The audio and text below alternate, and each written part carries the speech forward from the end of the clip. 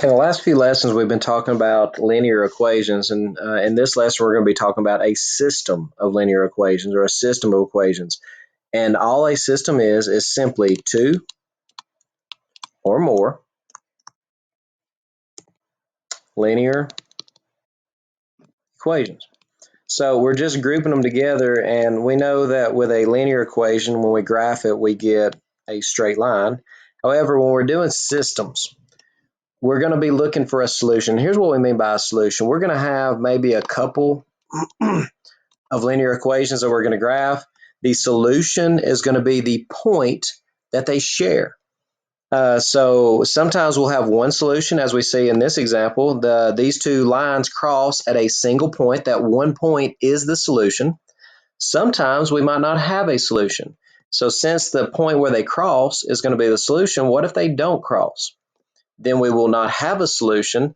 These two lines we know would have to be parallel. And a reminder, when you have parallel lines, no solutions, that would mean their slopes are the same from previous lessons. Then the third scenario, sometimes we'll have infinite solutions, which means, okay, I've got a line and the other line crosses it everywhere. That means the other line is pretty much the same as the first line. The two lines will lie one on top of another. So the first set of equations here, we're going to solve these by graphing. Solve each system of equations by graphing, and we're going to identify the solution. We're going to tell where do the lines cross. So pretty much this is going to give us just a lot of extra practice with slope-intercept form and graphing. So your first equation, y equals negative 5/3 x minus 6. Again, that's in slope-intercept form. It's going to cross at negative 6. It's going to have a negative slope, which means it's a downhill slope. We're going to rise 5. We're going to run 3 to the left to get it to slant downhill. We can do it again. 1, 2, 3, 4, 5. 1, 2, 3. And that would be your line. Let's connect our dots. And there you have the line, y equals now negative 5/3 x minus 6. Now the second line, let's try to graph it now. Do it in a different color. 16x plus 5 is going to cross at a positive 5. I'm going to rise 1, and I'm going to run 1, 2, 3, 4, 5, 6.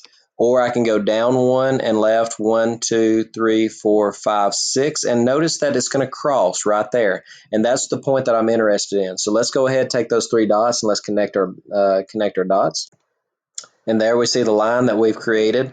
And again, the point where the two lines cross are going to be the common intersection. That common intersection is negative 6, 4. Now let me show you, before we go any further, something that might be pretty important, a way that you can check this answer. You could take this x value, since this point is on both lines, and you can plug it in here, and you're going to get negative 5/3 times negative 6. That's going to be positive 10. When you subtract 6 from that, you get 4. You can also plug it in here. When you do 1/6 times negative 6, that gives you negative 1. When you add 5 to that, it gives you 4. So if you can plug this x value into both equations and you get this y value for both equations, then that point has to be on both lines. Number 2, y equals 5. Now y equals 5, if you don't remember correctly, we go up our y-axis, we go up to 5. And since it's y equals a number, that's going to be a horizontal line. So we're going to go up to y equals 5 and draw a horizontal line. And then our other equation is in slope-intercept form. So we're going to go up to positive 7. We're going to rise 2 and run 1, or down 2 and left 1. We're going to continue on. We're going to make sure that our line is an uphill slanted line, and it is there. Now we're going to connect our dots to form our line. And again, we're interested in where the two lines cross, and they cross at the point negative 1, 5. And again, if this is correct, we should be able to plug in a negative 1 here. 2 times negative 1 is negative 2, plus 7 gives you 5. No matter what we plug in here, whether it be negative 1, negative 2, anything that you plug in here, the y value is always 5. So when you plug in negative 1, the y would be 5 as well. Number 3. Okay, with number 3, now we're starting to talk about lines that are in standard form. So what we can do with our standard form line, 6x minus 5y equals negative 45. To get that in slope-intercept, I'm going to move my 6x over. So we now have negative 5y equals negative 6x negative 45. Divide everything by negative 5. And that gives me y equals negative divided by negative is a positive. And negative divided by negative there is also a positive. So y equals 6/5 x plus 9. So my y-intercept is at 9. From there, I'm going to rise 6 and run 5. However, I can't because I'll run out of graph. So let's go down 6 and we'll go left 1, 2, 3, 4, 5. The biggest thing to make sure is make sure it is an uphill line, and that is. From left to right, it slants uphill. So let's do it again. 5, 6, 1, 2, 3, 4, 5. Gives me a point right there. Let's connect our dots to form our line.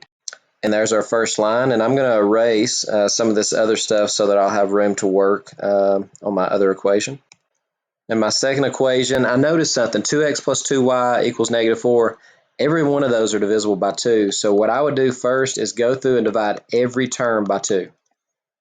Then look how easy it is to get y by itself. Just move the x over. So y equals -x minus 2. Now it's in slope-intercept form. You have a slope of -1, a y-intercept of -2. So here's my y-intercept. To make sure that I'm downhill, I'm going to go up 1 and left 1 to put my rise and run in. And I'm going to go in this direction so that I do eventually intercept that line. Let's connect our dots. And we see that the lines intersect at this point, and that would be -5, 3 is the point that is your solution. Number 4. Let's take our 3x plus 6y is 12. And again, I notice everything's divisible by 3. So as you write it down, if you would like to go ahead and divide everything by 3, it just makes everything a little bit cleaner. You won't have to reduce any fractions when you do that. Let's move our 1x over. I put a 1 in front of it so that I have something to divide by when I divide by 2. So I now have y equals -1/2 x minus 2. Let's graph that line. So we have a y-intercept of -2. We need to slant downhill. So if we rise -1, I'm going to go right 2. You can continue doing that. There's your -1/2. Or you can go up 1 and left 2. And there's your other points. Let's connect our dots. Now let's graph our other line. And it's already in slope-intercept form. And I noticed something. And actually, if I'd have noticed this before, we don't even have to graph these because look what happens. My y-intercept's -5. My slope is -1/2. If you notice that your slope is identical to the slope that you had on the other line, then you will know that these two lines are parallel. And if they are parallel and have different y-intercepts, then obviously these lines are never going to cross. So as I draw this line, you will see that there are no intersection points, so this will have no solution. There's no crossing points, so there are no answers to that system of equations. Next one. First equation, very easy to get y by itself. All you have to do is divide everything by 2. Gives you y equals 4x plus 9. When we graph that, here is plus 9. My slope is 4 over 1. So if I go down 4, I'll have to go left 1. Continue doing that. Down 4, left 1, down 4, left 1 again. Let's connect our dots. So there's the graph of y equals 4x plus 9. Let's graph our second equation.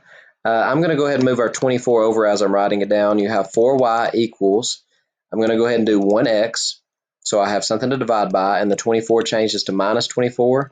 Divide everything by 4 gives me y equals 1/4 x minus 6. So let's graph it now. Your y-intercept is a -6, which is going to be right here. You rise 1 and run 4, which gives you points here. And I nearly didn't go far enough with my other line, because when I go down 1 and left 4, I hit right there. Down 1, left 1, 2, 3, 4. And you can see where that intersection point is. Let's go ahead and draw our lines. And I went ahead and extended my other line as well. So here's my intersection point, and that intersection point is located at -4, -7. So my solution is -4, -7. Number 6. Very easy on the first one to get y by itself. You have to get rid of this -1. There's two different ways you can do it. You can either multiply everything by -1 or divide everything by -1.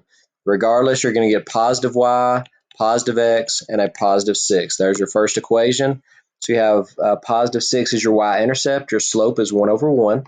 So let's plot a few points there. And there's going to be that line. Rise 1, run 1, and it's got to be uphill.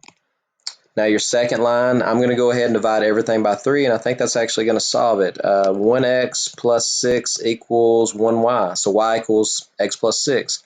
Slope is 1, y-intercept is 6, and notice something. That's the same line. Positive 6, rise 1, run 1. You get the exact same line here as you did here. This will have infinite solutions. It crosses everywhere. However, now everything is not a solution. Every point on these lines are a solution. So those infinite solutions, if you want to list them, it's all points on the line y equals x plus 6. That's the infinite solutions. No matter what x value you plug in here, that y value that you get, that's going to be a solution to the system. Okay, graphing is not actually the best way of solving these systems. You have other methods, and we're going to be talking about over the course of the next few classes several different methods that you can use for solving systems of equations. The next one besides graphing we're going to discuss is substitution. Here is the steps for substitution. Step number one, we solve one equation for either x or y. Pretty much we're isolating a variable, either get y by itself or x by itself. Step number two, we're going to substitute the resulting equation from step one into the other equation. Step number three, we're going to solve for the remaining variable. And then step number four, we're going to back substitute that answer back into the equation to figure out what the other answer is. Because again, our answers are points. So we need an x and we need a y value to figure out where they cross. So number seven, instead of graphing these to figure out where they cross, let's use substitution. Okay, here's the method. Step number one, get either x or y by itself. You've already got that. Once you get x or y by itself, look what you've got. You have y is equal to this. So what you can do into the other equation where you have a y, put that. Since y is equal to this stuff, in this other equation, take out the y and put in that stuff. So now what you have instead of y equals, you have negative 7x minus 1 is equal to x minus 9. It's just like what we did when we were evaluating expressions, when we're talking about functions and all this. It's the exact same set of steps. So take out the y, put in what it's equal to. Now look what you've got. You've got an equation that no longer has y's in it. You have an equation that has all x's, and we have solved these for a good while now. Let's move all of our x's to the same side. To move x, we're going to do minus x. If you're going to move x's to the left, let's move our plus 1 to the right. That gives you negative 8x equals negative 8. When you divide by negative 8, it gives you x equals 1. But again, we need we need a point. We need an x value and we need a y value. The last step says once you've figured out what one of the variables is, go back and here or here, it doesn't matter where, plug that back in. So if x is equal to 1, it's probably easier to plug it in here. Then you have y is equal to 1 minus 9. Take out the x, put in the 1, and you get y is negative 8. So your x value is 1, your y value is negative 8. You just solved that system without graphing. That's the point where those two lines would cross. Next one, let's do the same thing. You have the first equation is already solved for y. So the step number one is finished. So what you're going to do in the second equation, where you have a y, you're going to take it out. Notice I've rewritten my second equation. You're going to take that y value out, and you're going to put in what it's equal to in that first equation, negative 5x plus 30. You now have a simple linear equation.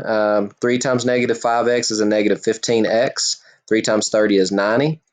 A very simple equation to now solve. Combine your like terms, that's negative 8x plus 90 is 42. Let's move our 90 over by subtracting. It gives you negative 8x is negative 48, so x must be 6 when you divide.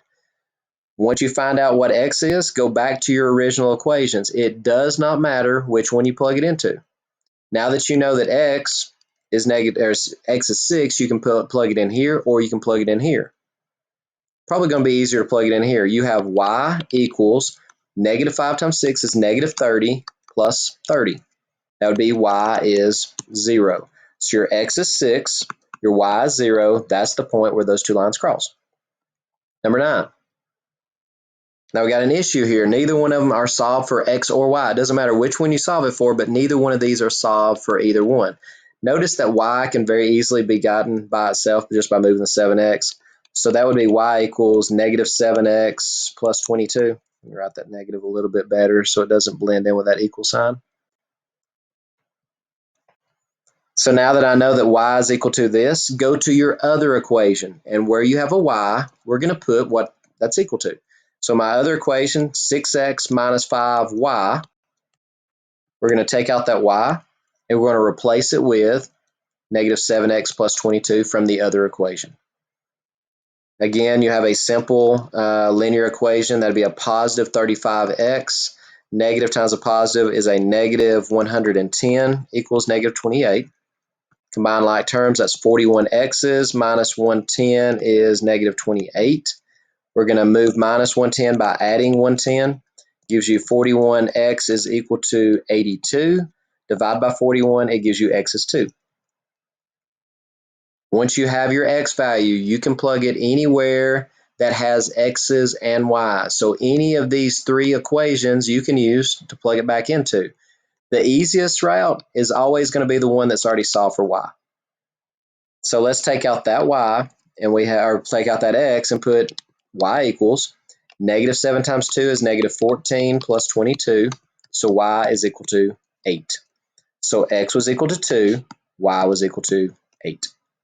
Number 10. Again, look at your two equations and evaluate what would be the easiest thing to get by itself. This x right here, you can just move the 7y over. So x would equal 53 plus 7y, or you can do 7y plus 53, it doesn't matter. Now what we're going to do, since we know that x is equal to this, in our other equation where we have an x, we're going to put this. Now it does have to be plugged into the other equation. So negative 4x minus 5y equals 19. The other equation now turns into negative 4 times 53 plus 7y. Clean up the equation. Negative 4 times 53 is negative 212 minus 28y minus 5y equals 19. Combine your like terms. That'd be negative 212 minus 33y is 19. Move the 212 over by adding 212. That'd be negative 33y is equal to 231. Divide by 33, and that gives you that y is equal to negative 7. And since we know that y is now negative 7, up here where you have a y, in any of these equations, plug in that negative 7. Again, this is going to be the easiest place to plug it into. You have x equals 53, and then positive 7 times negative 7 would be a negative 49. So x would equal 53 minus 49, which is 4. Now be careful of the order here. X, then y. Even though you solve for y first, make sure you list it second. This is x, and y would be 4, comma, negative 7. Okay, a couple more. Number 11. The easiest thing to get by itself would be probably this y right here. Now I'm going to use my shortcut. I'm going to switch those, and I get y is equal to, leave the 3x, 5 turns into minus 5. So what we're going to do in the other equation where I have a y, let's come out here to the side. I have 2 times y equals 6x plus 10. In the place of where I had that y before, I'm now putting what y is equal to, which is 3x minus 5. When you solve this, it gives you 2 times 3x is 6x minus 2 times 5 is 10 equals 6x plus 10. And something happens that hopefully will jog a memory. When you move 6x by subtracting and you move minus 10 by adding, it gives you no x's. They cancel. So you have a 0 over here on this side, and you have a 20 on this side. You're left with a false statement. Anytime you have a false statement, remember that that means that this would have no solution. Now, what does that mean as far as a system of equation goes? If something has no solution, obviously, these two lines were parallel to each other. And you can check, you can move the stuff over and check the slopes, and both of these lines actually did have a slope of 3, so therefore they were parallel to each other.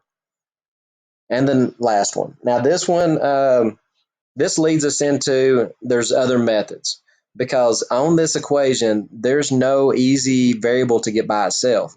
X's and Y's in both equations are going to result in fractions. So what I'm going to do, pretty much just pick one.